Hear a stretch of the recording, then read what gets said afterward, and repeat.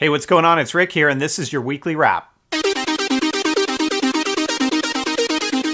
So your gaming news for this week is pretty much dominated by Microsoft announcing their new Xbox console. Of course, this is called Xbox One, and if you guys want a full kind of breakdown of my impressions on the console, check out my other video because I do give that in a dedicated video. Real quick summary for you. Xbox One is going to release later this year. This is a next generation machine that has 8 gigs of RAM on it. It's using a 8-core x86 architecture on it for the CPU. Didn't get any indication of the GPU at this time. 3 operating systems, 500 gigabyte hard drive as storage. It does require, to a certain extent, an always-on internet connection. Microsoft has since clarified to say always on means it's got to be powered on to connect to the internet at least once every 24 hours.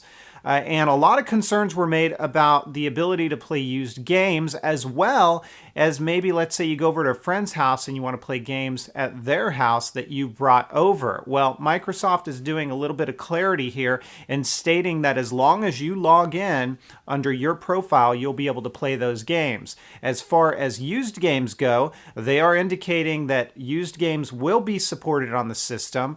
However, a small fee will be incurred if you wish to play used games on the system. What that fee is going to be, we don't know yet, and hopefully we'll hear more at E3. Now, you guys know my opinions on the console and the announcement that took place earlier this week. It really focused on entertainment, talking about integration with TV, things like fantasy football leagues and whatnot through ESPN. So they really geared it towards the entertainment aspect of things.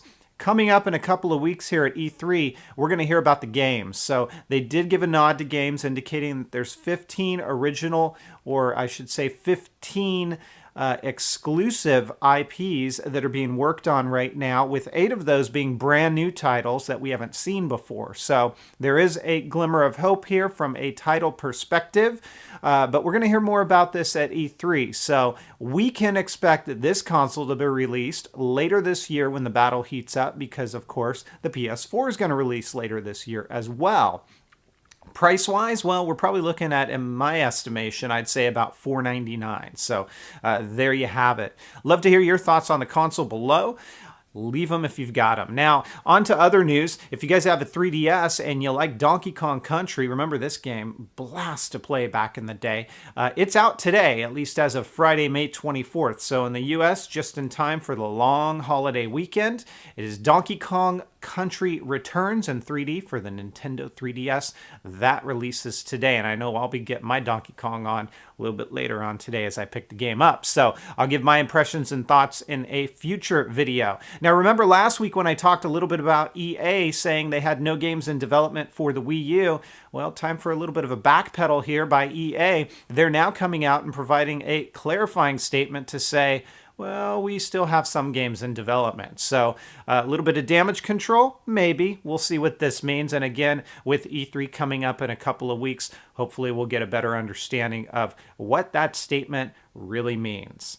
Just a quick tech note this week. If you guys have Twitter and you're looking to strengthen your account, they have now instituted 2-step authentication. So you're going to want to go into your account settings under Twitter, and you'll see it listed there. You can strengthen your account by enabling 2-step authentication. So it's time for question of the week, but let's go ahead and take a look back at last week. And again, I asked you guys, is the Wii U in trouble? A couple of responses from you guys. I'm going to look down at my computer here and read these to you guys. First off, I'm sorry about the pronunciation of this. I believe it's Joachim Hansen, says, I think the Wii U is in trouble because they don't have that many games as Xbox and PS3, and EA is one of the biggest gaming companies, so I think they're in trouble.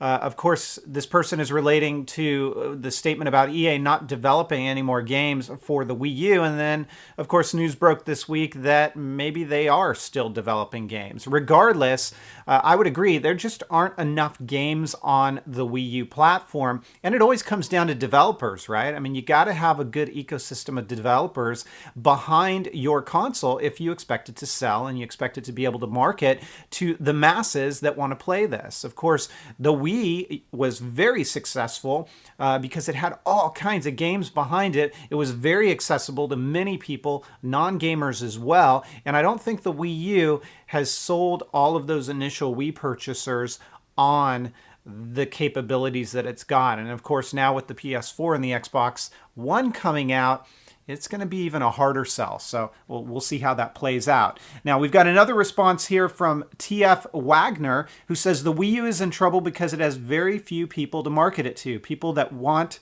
hardcore titles have an Xbox 360 and PS3, and families that already have the Wii and like games that don't cost $60. So yeah, again, it's going to be a hard sell, and I'll be really interested to see how things play out at E3 this year for the Wii U. It's almost going to be like a make or break year, and if they don't come out strong, I have my doubts about the longevity of the Wii U console.